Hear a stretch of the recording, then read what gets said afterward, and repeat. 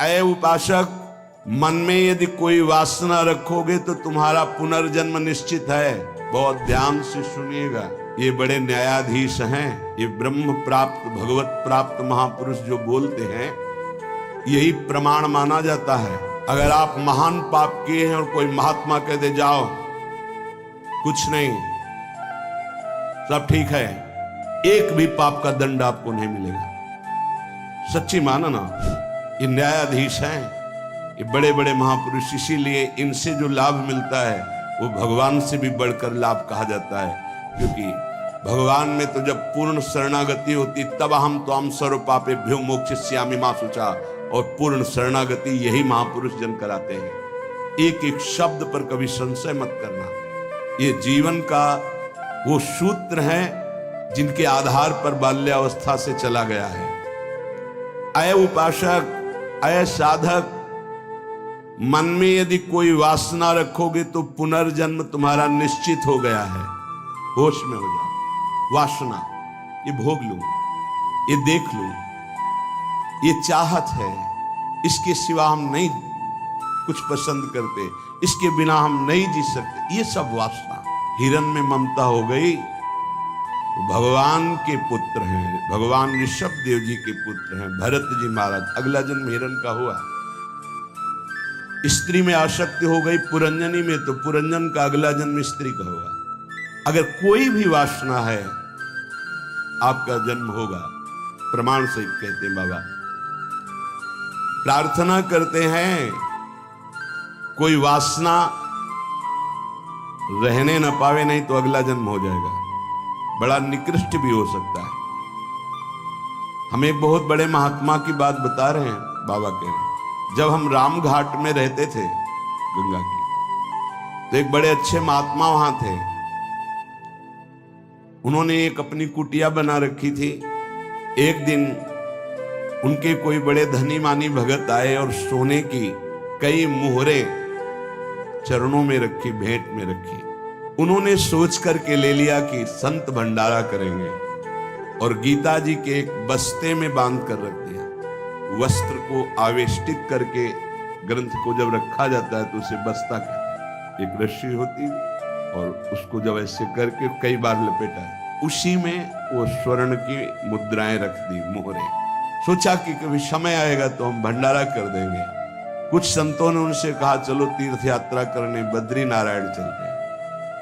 चिंतन में आया कि वो मोहरे रखी, भंडारा करना था, पर संतों से कह नहीं पाए और चले तो बद्री नारायण नहीं पहुंच पाए, रास्ते में ही प्राण निकल गए।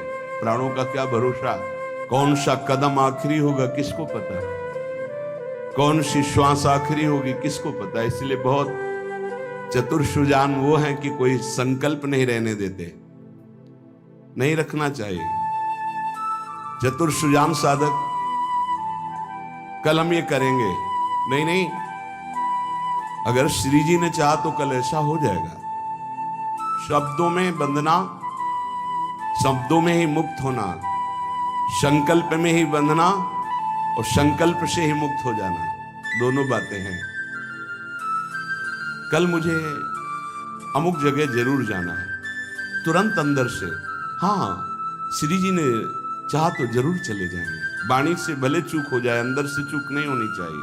तत्काल आराध्य देव को बीच में लो, नहीं फंस जाओगे। एक बार भी आराध्य देव को बीच में नहीं लिया, रास्ते में प्राण निकल गए। चिंतन चल रहा था कि लौट के आएंगे, तो स्वर्ण मुद्राएं जो रखी उनको बेच करके फिर भंडारा किया। सदिच्छा भी नहीं रखनी, ये बहुत सूक्ष्म विषय है। अब उनका शरीर छूट गया। शरीर जब छूट गया तो शरीर की अंतिम क्रियाएं हुई जो संत की होती। 16 दिन बाद कुछ संतों को प्रसाद पवाया गया। महीना व्यतीत हुआ महाराज की कुटिया की जो सेवा सफाई में, तो बस्ता एक ऊंचे पे दिखाई दिया। देखा कि गुरु जी की गीता रखी हुई है। कोई बात नहीं है, कभी समय आएगा तो पढ़ेंगे, गुरु जी की गीता है। रात्रि में स्वप्न हुआ उनके शिष्य को, बेटा मैं पतित हो गया, चूक हो गई।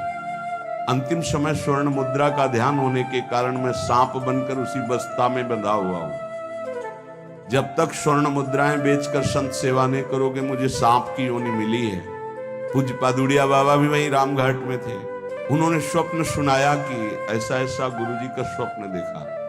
सब संत एकत्रित हुए, सबके सामने जे ही बस्ता खोला गया, सोई नवीन अवस्था का सर्प हड़काड़ के खड़ा हो गया। स्वप्न सच्चा निकला, क्योंकि वो आदेश हुआ था गुरुजी का। वो एक स्वप्न नहीं था, वो एक आदेश था। इसलिए सब संतों को एकत्रित किया था कि ऐसा कुंडली मारे, फन काढ़े उन्हीं स्वर्ण मुद्रा के ऊपर वही महात्मा जी, क्योंकि स्वप्न में बता चुके थे। उस वस्त्र में देखा गया कोई छिद्र नहीं था जिससे सर्प घुसकर पहुंच सके स्वर्ण मुद्रा तक, क्योंकि कई लपेट होते हैं बस्ता में। ये देखकर सब महात्मा आश्चर्यचकित हो गए कि भाई थोड़ी सी असावधानी हुई कि स्वर्ण मुद्रा का चिंतन मना तो सर्प होकर के गुरुजी को बैठना पड़ा।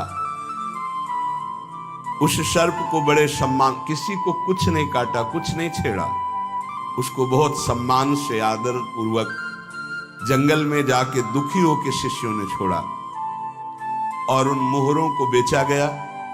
संत भंडारा हुआ, उनकी जो ही वासना की पूर्ति हुई, ये वासना बन गई थी, तो ही शरीर छूटा उनका और अपनी गति को प्राप्त हुई। इसलिए उपासक, ये सद्वासना थी। सद्वासना जब बंधन को प्राप्त करा सकती है, तो असद्वासना कौन कौन सी दुर्गति देगी, ये बहुत सूक्ष्म विषय है। एक महात्मा पधार रहे थे तो वृक्ष के नीचे लेटे थे, ऊपर आम का फल था। पके हुए आम के फल में दृष्टि चली गई। अंतिम समय उसी में कीड़ा बनकर आम के पेड़ में आए। शिष्य समर्थ थे, उनको ध्यान के द्वारा जब पता चला तो उन्होंने फिर भजन बल से अपने गुरुजी का उद्धार किया। कई बार ऐसा देखा गया है कि शिष्य के द्वारा गुरु को भगवत साक्षात्कार होता है। सुतीक्ष्ण जी को पहले से ठाकुर जी का साक्षात्कार हुआ, साथ लेकर फिर अपने गुरु जी के पास साक्षात्कार करवाने प्रभु को गए। बड़ी महिमा है भजन की। गुरु प्रदत्त भजन से बड़ी सामर्थ्य शिष्यों में जागृत हो जाती है। विश्वास करो, विश्वास करो, बाबा 2 बार कह रहे हैं। जो कह रहे हैं उस पर विश्वास करो। कोई वासना मत रहने दो। ढूंढ ढूंढ करके वासना को नष्ट कर दो। तुमसे ना नष्ट होती हो तो गुरुजनों के सामने रख दो, प्रभु के सामने रख दो। प्रभु इस वासना को नष्ट कर दो। देख लो, भंडारे की वासना ने सांप बना दिया, मृग की वासना ने मृग बना दिया, हिरन बना दिया। हमारी इतनी वासना है, हमारा क्या होगा? कभी विचार किया है अंदर बैठ के? कितनी बाजार लगी वासना की। ये सब वासनाएं कट जाएंगी यदि एक सूत्र रख लो, श्री जी की इच्छा।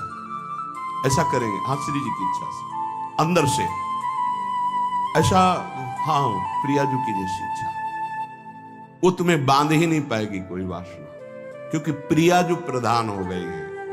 उपासक प्रभु को भूल जाता है। जब कोई वासना होती तो अपना ऐसा अंधकार पैदा करती है कि प्रभु को भूल जाता है। जैसे भरत जी भूल गए, जिन प्रभु के स्मरण में बाधा ना पड़ जाए, राज रानी, राजपुत्र और राज्य का त्याग कर दिया।